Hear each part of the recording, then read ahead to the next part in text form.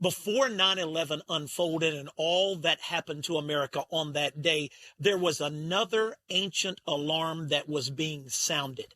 If you could, I'd love for you to share that with our listeners. Yeah, the ancient alarm in the Bible is the shofar, is the watchman's trumpet. That was a sign that an attack was coming on the city.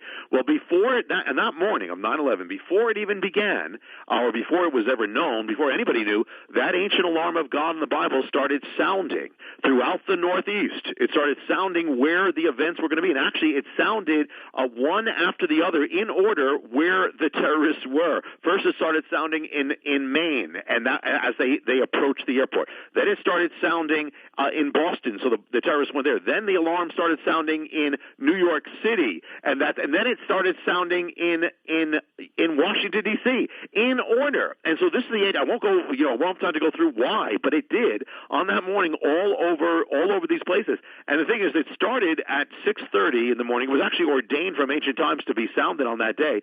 6:30. That's when all these things, the terrorists began, and it stopped at 10:30. The last event of 9/11 was the fall of the North Tower.